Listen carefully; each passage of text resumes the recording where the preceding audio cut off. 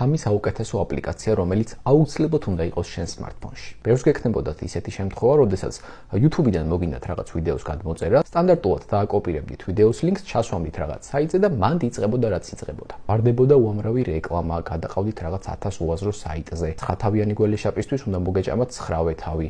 მერე ერთი კვირა გეშიმშილოთ და საბოლოოდ კი იწერდით, მაგრამ რა საჭირო ამდენი წვალება, როდესაც არსებობს აპლიკაცია სახელად Black Hole. და რა მარტივია ახლა ნახეთ. უბრალოდ აკოპირებთ მაგალითად YouTube-დან რაღაც ვიდეოს ლინკს, აპლიკაციაში აწვევით ერთადერთ რაღაცას, აი ამ წრეს, იცით რამოდენიმე წამი და სულ ეს არის. ეგ ვიდეო გადმოწერილია როგორც აპლიკაციაში, ასევე თქვენი smartphone-ის გალერეაში. ასევე ბევრს გაინტერესებთ ისეთი აპლიკაცია, რომლის დახმარებითაც ინტერნეტის გარეშე შეძლებთ სხვადასხვა მუსიკების მოსმენას. ესეთი აპლიკაცია უამრავია, მეც ბევრზე მაქვს ვიდეო გადაღებული, მაგრამ ზოგი ვეღარ მუშაობს, ზოგი შეფერხებით და ასე შემდეგ. ამიტომ, რაც დღემდე მუშაობს და არის ერთ-ერთი ყველაზე პოპულარული თავის საქმეში, ეს გახლავთ Audio Mac.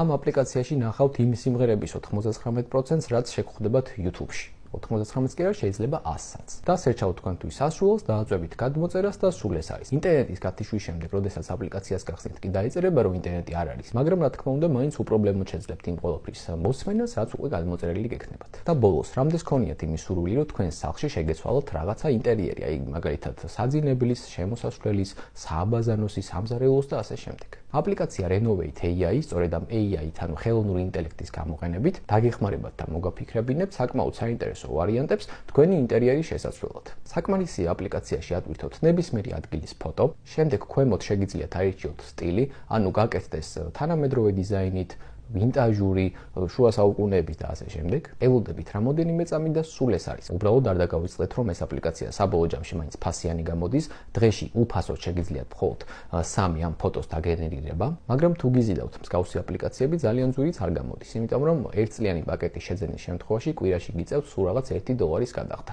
რაც წლის განმავლობაში გამოდის დაახლოებით $45 რა თქმა უნდა, სამივე აპლიკაცია ხელმისაწვდომია როგორც Android-ზე, ასევე iOS-ზე. მადლობა ყურადღებისთვის.